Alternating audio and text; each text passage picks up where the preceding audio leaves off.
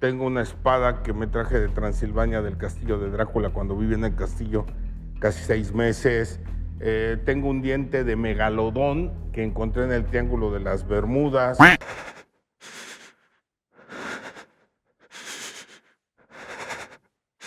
Thank you to Brian T. Jimenez 9254 for this video suggestion.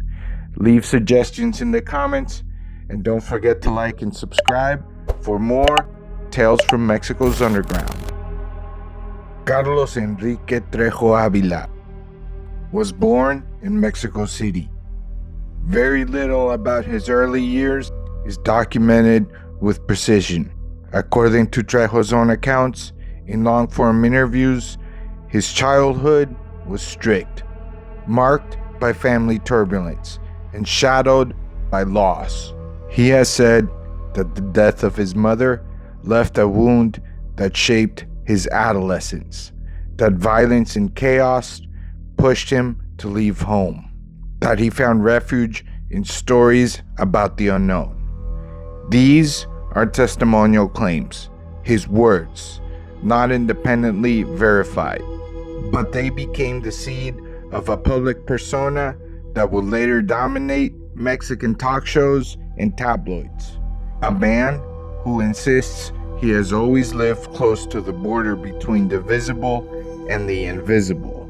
Before he was known as the Mexican ghost hunter, Trejo was a horror reader, a late-night TV watcher, someone drawn to tales about death and whatever might follow.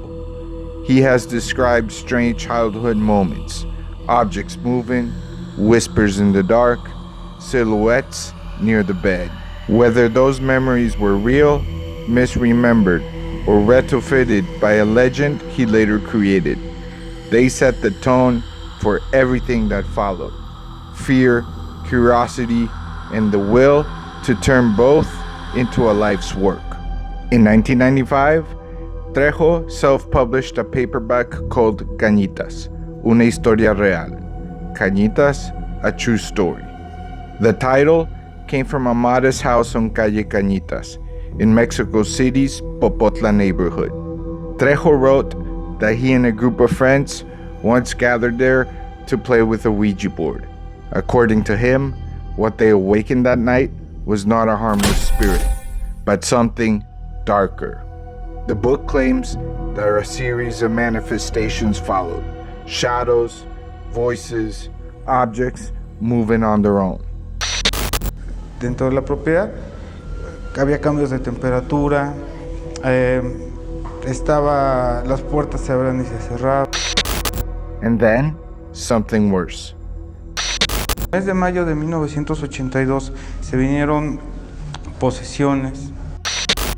Deaths amongst those who had been in the house, one after another, as if a curse had been loosed on the room and on the people who crossed it. Bueno, que fue un fenómeno bastante fuerte, de 82 a 92 fueron muchos acontecimientos, la muerte dramática de varias personas, entre ellas de mi esposa. The timing was perfect for an urban legend. Mexico in the 1990s had an enormous appetite for the paranormal. Late-night shows, sensational tabloids, and a media ecosystem that rewarded shock. Cañitas became a phenomenon. Trejo was invited onto television. He was called Mexico's Ghostbuster. His public readings filled rooms with people who wanted to believe. But success brought scrutiny. Journalists began to investigate. Neighbors were interviewed. People named in the book were tracked down.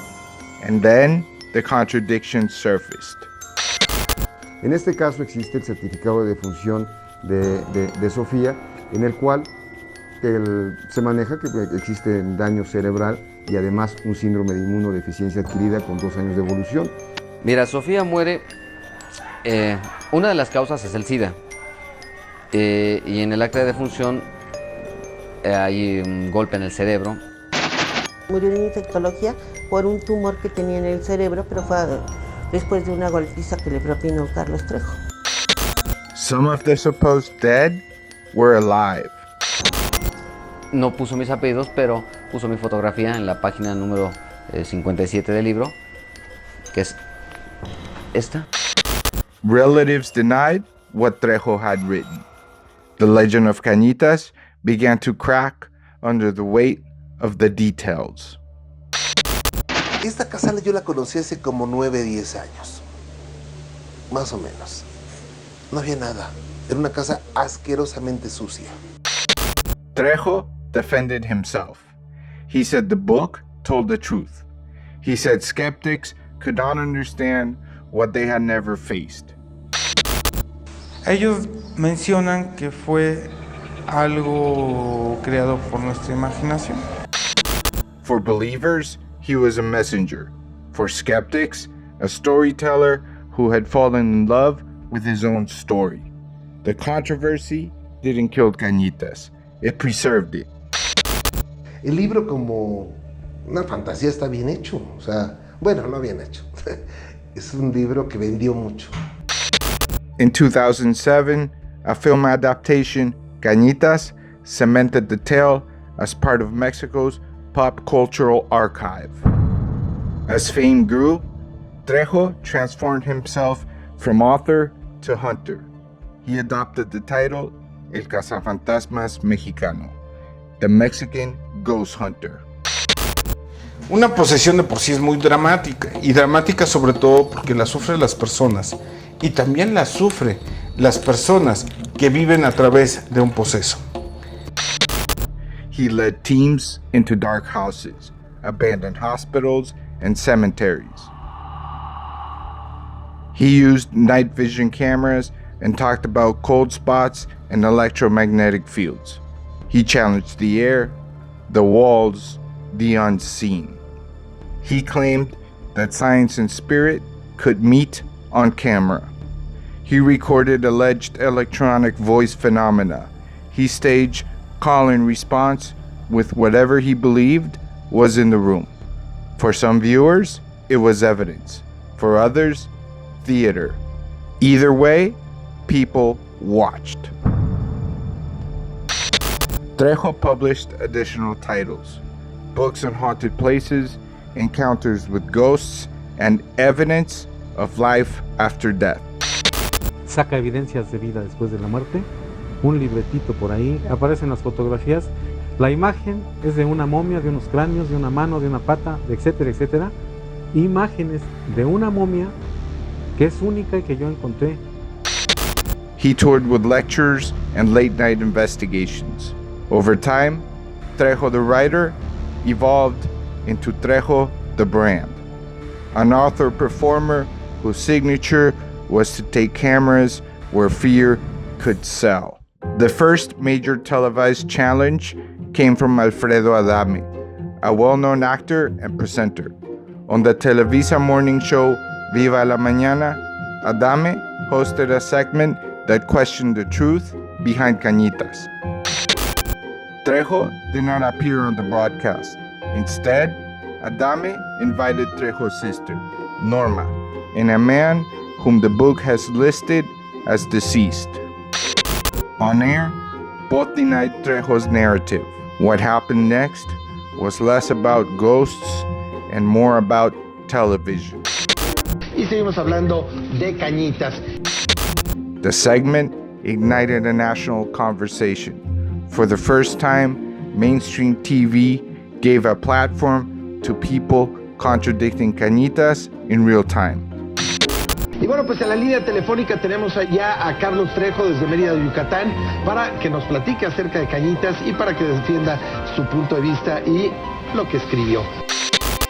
El tipo que se está haciendo pasar por Francisco, que ha tratado de extorsionarme y sacarme dinero, que no le voy a dar absolutamente nada más que limón. Eso me lo vas a comprobar en los tribunales.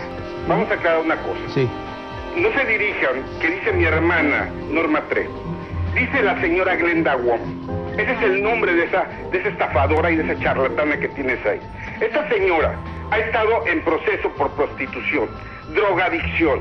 Inclusive ahí mi compadre, que te mando un saludo, compadre, tiene un documento donde la señora estuvo detenida, procesada por despojo en lo que era Barrientos, Tlalnepantla. Ahí esa señora ha tenido varios procesos penales. Se sustenta como una abogada y no es abogada.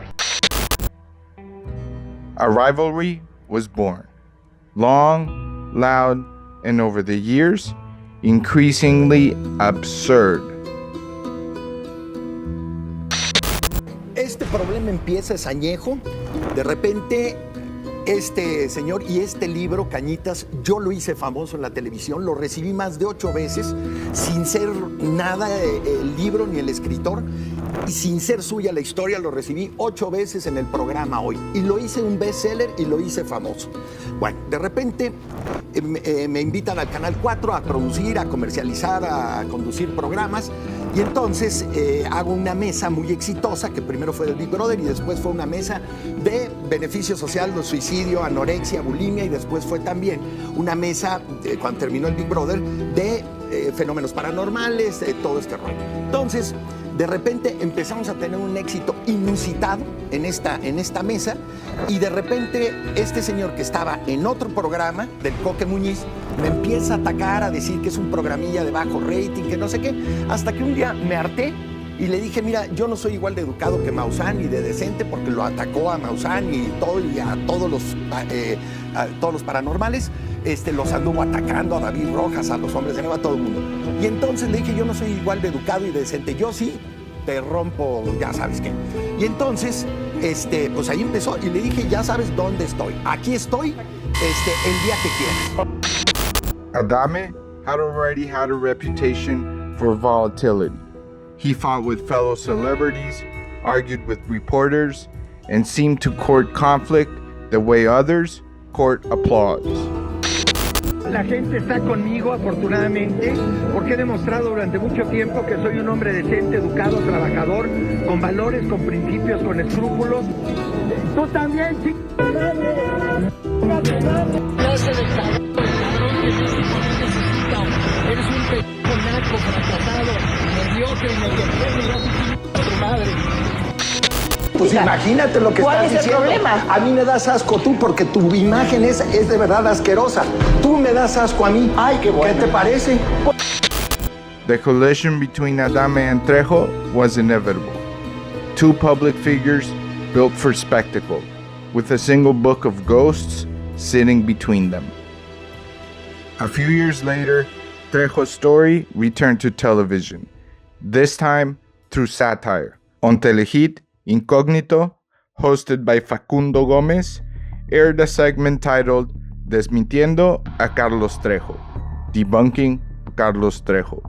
The production invited a person named Incañitas, who had been described as dead. Alive on camera, he contradicted the legend yet again. ¿Qué pasó después con Sofía? Según el libro de Cañitas, ¿qué pasa con Sofía? Él dice que Sofía muere en agosto de 92 por causas pues que los doctores nunca pudieron encontrar. Y que se supone que fue por toda la maldición que había en Cañitas. Exactamente, que el fantasma le robó la energía, pero no, desgraciadamente ella falleció en agosto del 92 por una... De SIDA, ¿no? De SIDA, en una... Tenemos de hecho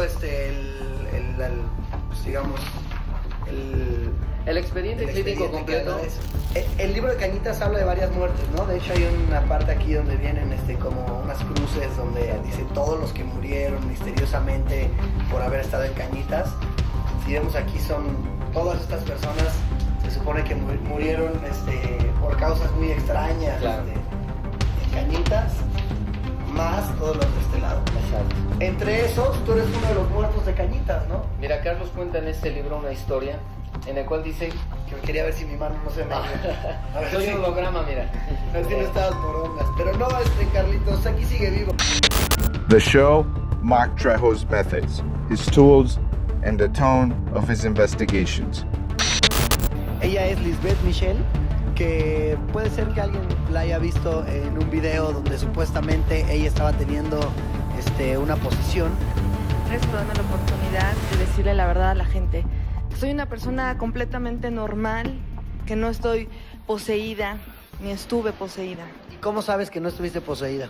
Porque tengo un diagnóstico médico dado por el Instituto Nacional de Psiquiatría. Okay. Yo tenía trastorno depresivo mayor y distorsión de la personalidad.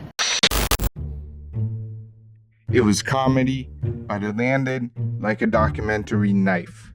In a media landscape built on contradiction, The Ghost Hunter became a punchline. Recognizable, quotable, undeniable. Nada más hago una aclaración. El primer cotorreo o la primera bronca que haya, en ese momento cortamos y nos vamos. Mi duda es, para tener más de 17,000 investigaciones, pues, ¿cuántos años tienes tú? ¿Como 90 y tantos? ¿O cómo logras tener 17,000 investigaciones si te tardas por lo menos una semana en cada caso? Y en mi caso yo tengo 17 años como profesional. Cuando eres un escritor reconocido, tengo varios libros escritos.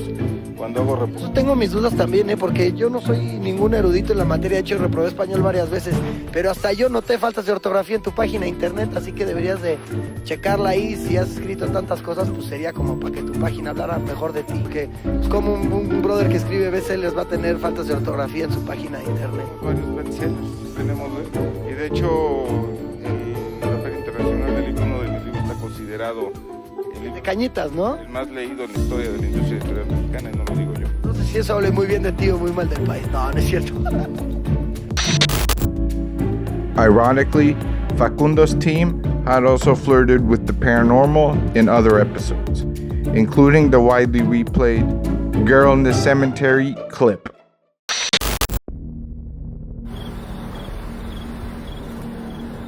No sé si es cosa mía.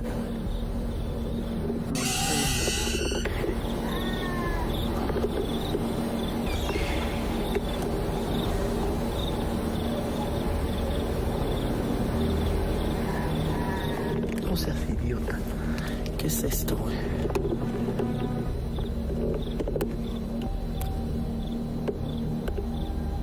No está mal lógico una niña llorando en un cementerio a las 12 de la noche. Bueno, más. A la 1:30. Escuchar. Alguien ahí. No seas... Amiga, ¿cómo te llamas?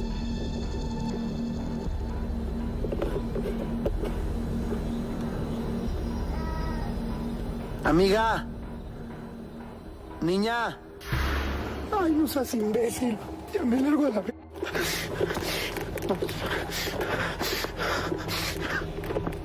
¡Tavo! ¡Con lentes! ¡Taybor! ¡Venga, güey! ¡Venga, güey! ¡Por favor! In Mexico, belief and mockery frequently share the stage. In that space, Trejo remained visible, even when the point of visibility was to ridicule him. Eres un charlatán, prometiste traer imágenes nuevas. Digo, porque prometa o no prometa, las traje o no las traje, no habíamos visto estos videos. Ni la otra tampoco. Ricardo Serrano de Tlalpan, no estoy de acuerdo con tus charlatanerías. Alex Escamilla, ¿cuántos años tienes a dedicarte a la investigación como periodista? No eres periodista. No. Juan Carlos de la Cruz de Tabasco, tienes toda la razón sobre el video porque todo lo estás súper documentando. Juan Carlos Almada de Corona Juárez, no nos digas que algunos videos tuyos no son falsos. He visto algunos muy chafas. Rubén Flores Sánchez de la Cuauhtémoc, te apoyo y creo en las investigaciones que haces. Claudia Domínguez, aquí en Mexicali tomaron a una persona que según tú había muerto en Cañitas y que está viva en Mexicali, que vende pozole los domingos. No, eso ya lo estoy inventando. Ya lo estoy inventando yo, pero... By the 2010s, Trejo operated as a durable media figure.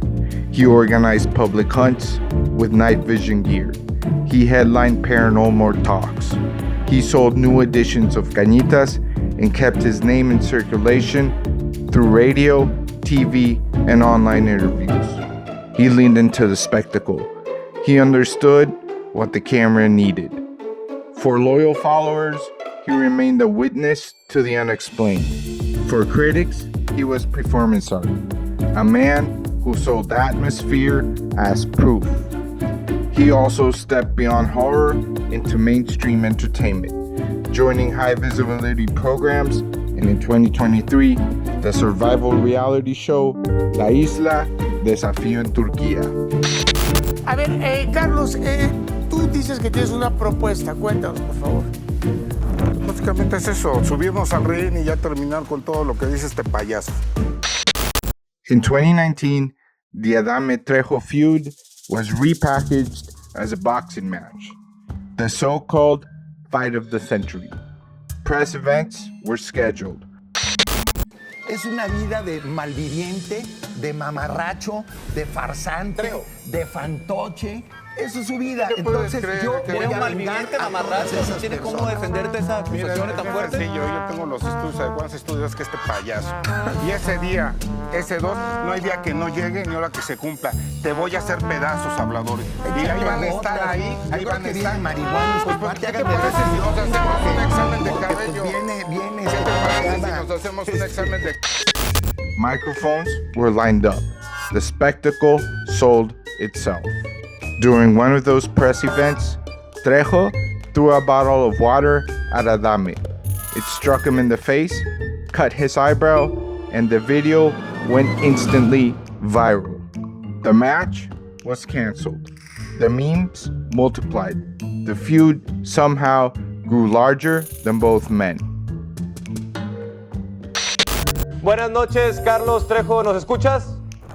Sí, yo estoy aquí. A ver, ¿Cómo están? Buenas noches. Estamos bien, pues a ver, ¿qué pasó? ¿Que te rajaste tú con la pelea?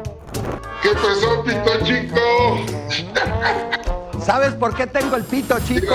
Porque se lo dejé retacado en el culo a la puta de tu madre. Mira. Ahí está. ¡Carlos Trejo! ¡Mamarracho! ¿Listo? Te vas y te metes tu botellita por el In 2022, another flashpoint. A street fight involving Adame and Trejo's lawyer, Jesus Martinez. Cameras caught the scuffle. The footage spread. By then, the ghost story had long since become a media story.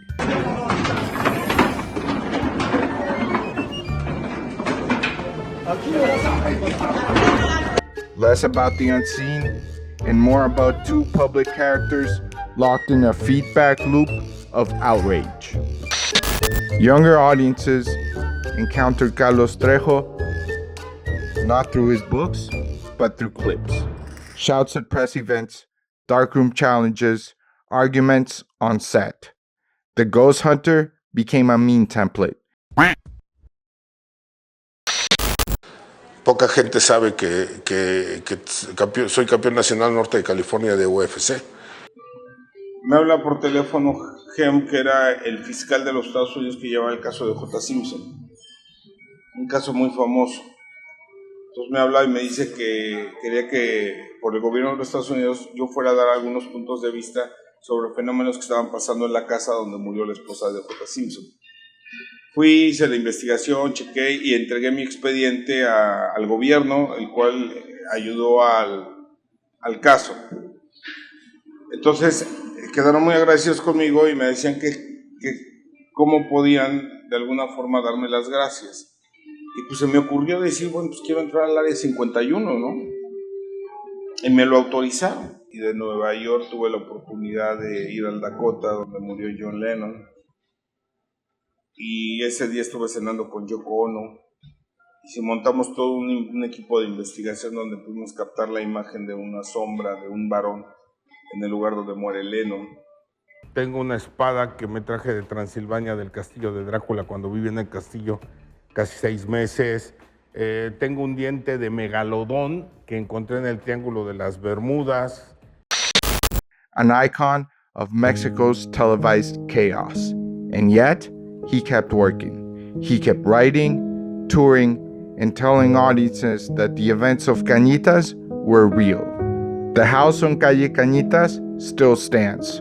Faces change, facades change, but the story clings to the address like a stain. People stop to take pictures. They tell each other versions of what they heard years ago on late night shows. In that sense, the haunting survived the investigation. Not proof of spirits, but proof of how a story refuses to die. Trejo's career as a ghost hunter can be broken down into method, claim, and business model. Method. He favors night investigations with small crews. Tools include consumer cameras, camcorders with infrared, portable audio recorders for alleged EVPs, and the occasional EMF meter. He stages callouts to whatever presence he believes is in a room and marks temperature drops or spikes as significant. He often narrates in real time, building tension for the camera. Claim. He asserts that the Cañitas phenomena were real, that subsequent investigations have documented similar anomalies. Bienvenidos Entre Sombras, investigación paranormal, porque tú lo pediste, lo exigiste y lo escribiste. Entraremos a Cañitas, la casa del terror. And that he has collected evidence of life after death. He positions himself as someone who has faced risk to bring proof to the public. Many of these claims remain unverified by independent investigators. Business. He sells books, appearances, and event tickets. Public hunts, lectures, media interviews, and reality TV extend the brand beyond the original story. In the years since Cañitas, his presence has shifted from the written page to performative encounters designed for broadcast and viral replay. Critics argue that the theatricality overwhelms the science. Supporters argue that cameras allow everyone to judge for themselves. Both are right about one thing: the performance is inseparable from the product. In Trejo's case, the investigation and the show are the same event. Beyond Cañitas, Trejo's published output includes books focused on haunted houses, encounters with ghosts, and alleged post-mortem phenomena. Exact print figures are unclear and often self-reported. What is clear is the media footprint. Television segments across decades, talk show debates, satirical sketches, late-night specials, and a film adaptation in 2007. In the 2020s, clips and compilations on social platforms have given the story a second life. This is The Ark, a self-published book in the mid-90s. Investigative pushback on national TV in the early 2000s. A mid-2000s satirical takedown, a 2010s reinvention as a touring brand, and a 2019-2022 cycle of viral confrontations. Through it all, the author became the central character of a tale that no longer needed a haunted house to be compelling. Carlos Trejo's legend emerged in a country where the supernatural is woven into everyday life. Mexico's cultural landscape holds saints and shadows, miracles and myths, living side by side. In the 1990s and 2000s, television thrived on that overlap. Shows asked audiences to suspend disbelief, if only for a segment. Tabloids sold fear with headlines and grainy photographs. In that environment, Cañitas did not need to be proven true to become a success. It needed to be told well, to fit the mood of the moment, to give public shape to private fears. When mainstream TV later turned on Trejo, first with a family-centered panel, then with a satirical ambush, the same system that built the myth dismantled it for ratings. And when social media arrived, the myth mutated again into loops and memes that carried the name further than any bookstore could. Whether you see Carlos Trejo as a believer, performer, or both, one fact holds: he turned fear into a career and a rumor into a brand. The story of Cañitas may never be settled to everyone's satisfaction, but the legacy is visible in a way that ghost stories rarely are. On camera, on record, in a public archive of arguments, confrontations, jokes, and claims. He set out to hunt ghosts. Somewhere along the way, the cameras turned, the lights stayed on, and the story stepped out of the house on Calle Cañitas to haunt something larger, the place where myth and media meet.